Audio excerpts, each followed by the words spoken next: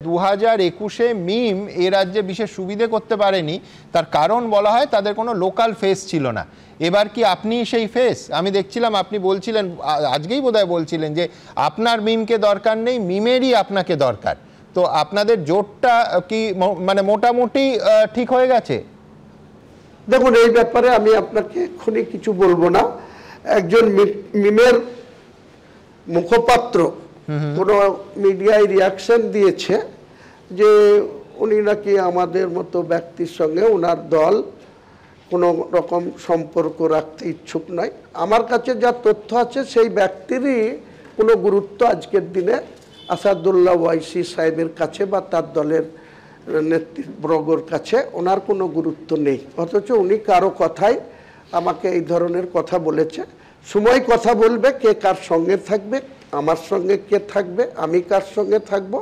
22 তারিখের পরে আপনি পরিষ্কারভাবে রাজ্যের মানুষকে, দেশের মানুষকে, ভারতবর্ষের রাজনৈতিক সম্মানীয় ব্যক্তিবর্গকে আমি ওপেন করে দেব যে আমার আগামী দিনে কর্মসূচি। হ্যাঁ হুমায়ুন, আপনি বলেছিলেন এর আগে যে এমএলএ পদটা, যে আপনি নৈতিকতার একটা উদাহরণ রেখে বিধায়ক পদটা ছেড়ে দেবেন।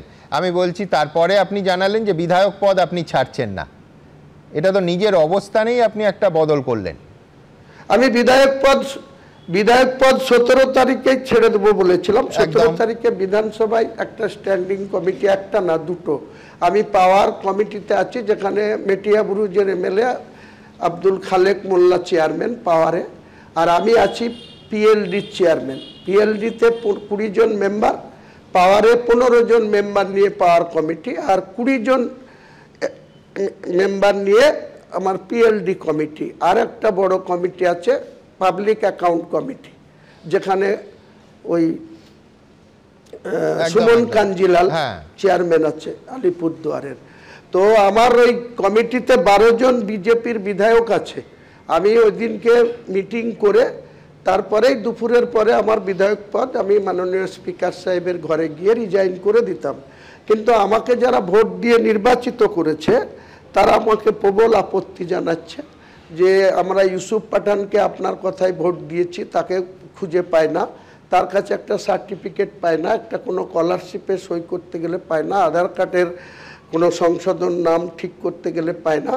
আপনি আমাদের সব কিছু করেন, তো এখন আপনি সাসপেন্ড হয়েছেন, তা কি আছে, আপনি বিধায়ক পদটা রাখেন, আপনি আগামী দিনে যখন আবার ভোটে দাঁড়াবেন তখন আবার। অতএব 17 তারিখ আপনি বিধায়ক পদ ছাড়ছেন। আমি এবার সরাসরি আপাতত আমার শেষ প্রশ্ন করব আপনাকে। আপনার কাছে যেটা জানতে চাইবো সেটা হচ্ছে আপনাকে নিয়ে একটা বিচিত্র টানাটানি শুরু হয়েছে। তৃণমূল বলছে যে অবধারিতভাবে আপনার পেছনে বিজেপি রয়েছে, বিজেপি বলছে একেবারে এটা পুরো মক ফাইট হচ্ছে, আপনি তৃণমূলের হয়েই কাজ করছেন। কিন্তু একটা কথা আপনি মানবেন যে আপনি সফলভাবে দল করলে আর সেই দল যদি ভোটে ভালো ফল করে তাহলে সব থেকে লাভবান হবে বিজেপি। তার কারণ মুসলিম ভোট ভাগ হয়ে যাবে, মমতা বন্দ্যোপাধ্যায়ের মুসলিম ভোট ব্যাংকে ধাক্কা লাগবে। কিন্তু আমি উল্টো দিক থেকে আপনার কাছে আসব, যে মুসলমানরা বিজেপিকে হারাতে চায় তারা তৃণমূলকে ভোট না দিয়ে আপনার দলকে দেবে কেন?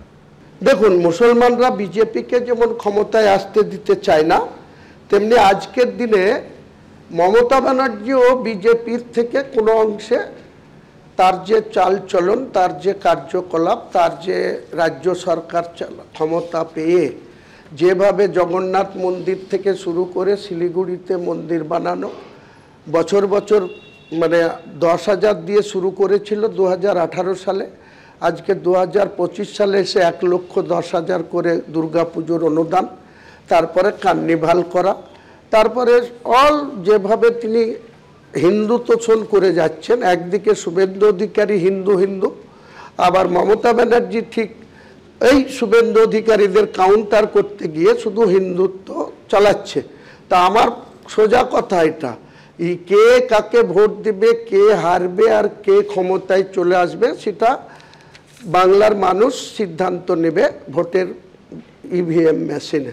তাতে গুজরাটে 25 বছর ধরে বিজেপি ক্ষমতায় থাকলে সেখানকার 18-19% মুসলমানদের যখন বেঁচে আছে, তাই এখানে শুধু জুজুর ভয় দেখিয়ে মমতা ব্যানার্জি মুসলমানদেরকে ভয় দেখাবে, বিজেপি চলে আসবে, বিজেপি চলে আসবে। বিজেপি বাঘ না ভাল্লুক? দেশ চালাচ্ছে, 19টা রাজ্য চালাচ্ছে, উড়িষ্যা চালাচ্ছে, আসাম চালাচ্ছে, ছত্তিশগড় চালাচ্ছে, রাজস্থান চালাচ্ছে, উত্তরপ্রদেশ চালাচ্ছে, মধ্যপ্রদেশ চালাচ্ছে। তা বিজেপি যদি বাংলাতে চলে আসে তার জন্য কি মুসলমানরা মরে যাবে? আমি মুসলমানদের হয়ে বেটিং করব। আমি বলছি বাংলার মুখ্যমন্ত্রী যেই হোক আগামী দিনে, আমরা মুসলমানদের কাছে আপিল করব, আবেদন করব যে আপনারা বেশি বেশি করে মুসলমান এমএলএ নির্বাচিত করে বিধানসভায় পাঠান। আমি নিজে বিরোধী দলের নেতৃত্ব দেব এবং মুখ্যমন্ত্রী যিনি হন তার কাছে বাংলার সহ মুর্শিদাবাদের উন্নয়ন, মানে গোষ্ঠীগতভাবে আপনি কিং মেকার হতে চাইছেন। আমি বলছি খুব ইন্টারেস্টিং, তার কারণ আপনি তো এর আগে বলেই দিয়েছেন যে ডিরেক্ট বিজেপির মুখ্যমন্ত্রী এলে তাকে ওয়েলকাম করবেন। সরকারি দলের প্রতিনিধি প্রদীপ্ত মুখোপাধ্যায়কে আমি পোডিয়ামে যেতে বলবো। আপনি সঙ্গে থাকুন হুমায়ুন প্লিজ। সরাসরি হুমায়ুন কবিরের কাছে চলে যাব। হুমায়ুন, একটা কথা বলুন, গত সপ্তাহে এই অনুষ্ঠানে যখন বসেছিলেন তখন ভেবেছিলেন যে এই মসজিদের আবেগে এত মানুষ, কেউ ওই ইট ভাটার ইট মাথায় করে, কেউ টাকার বস্তা নিয়ে কাতারে কাতারে শিলান্যাসে হাজির হয়ে যাবেন, এবং যে টাকা গুনতে গিয়ে, আমি জানি না সংখ্যাটা আপনি বলতে পারবেন এখন কত বেড়েছে, 48 ঘন্টায় 2.5 কোটি গুনে উঠতে পারবেন আপনার লোকজনেরা? এখনো পর্যন্ত কত গুনতে পারলেন? নমস্কার। নমস্কার সুমনবাবু, আপনার প্রশ্নের উত্তরে আমি জানাই যে আমি এতটা প্রত্যাশা করিনি। আমি যখন 2024 সালের 12ই ডিসেম্বর কলকাতায় এই বাবরি মসজিদের ভিত্তি স্থাপন করব, 6ই ডিসেম্বর 2025, তখন আমার এটুকুই ইচ্ছা ছিল, বা বাবরি মসজিদ প্রতিষ্ঠিত ছিল ভারতবর্ষের উত্তরপ্রদেশের অযোধ্যা নামক জায়গাতে। সেটা যখন 1992 সালের 6 ডিসেম্বর ভেঙে ফেলা হয়েছিল, তখন ভারতবর্ষের প্রধানমন্ত্রী ছিলেন পিবি নরসিংহ রাওজি, এবং দিনের আলোতে কিছু কর সেবকরা, মুরলীমোহন যোশী এবং এল.কে. আদবানিজির মদতে সেই কর সেবকরা, না সেই ইতিহাস আমরা জানি, কিন্তু আমি বলছি আপনি তো মানে নিজে কি ইতিহাসে নাম তুলতে এই উদ্যোগটা নিলেন, যে ওই ইতিহাসের সমান্তরাল ইতিহাস আপনি মুর্শিদাবাদের ইতিহাসে নিজের নামটা প্রতিষ্ঠিত করবেন?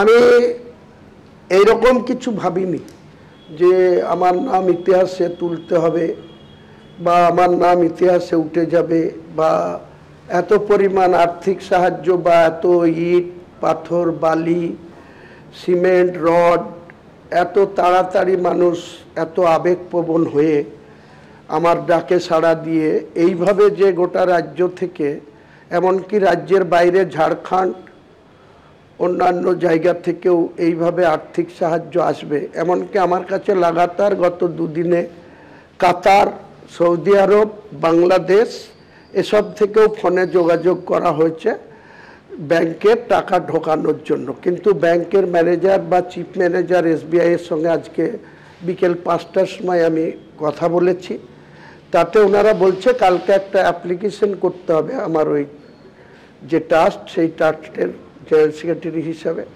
আমাকে, যেখানে আদার কান্ট্রি থেকে এই ব্যাংকে টাকা আসতে পারে, ওদের কিউ একটা সিস্টেম আছে সেটাকে অ্যাক্টিভেট করে দেওয়ার জন্য। তো আমি ম্যানেজারের সাথে কথা বলে কালকে আমি একটু থাকবো না, লোকালে থাকবো। মানে এত টাকা ঢোকানো ব্যাংকের ম্যানেজার বা আপনিও খুব স্বাভাবিকভাবেই অভ্যস্ত নন। এবিপি আনন্দ, এগিয়ে থাকে, এগিয়ে রাখে।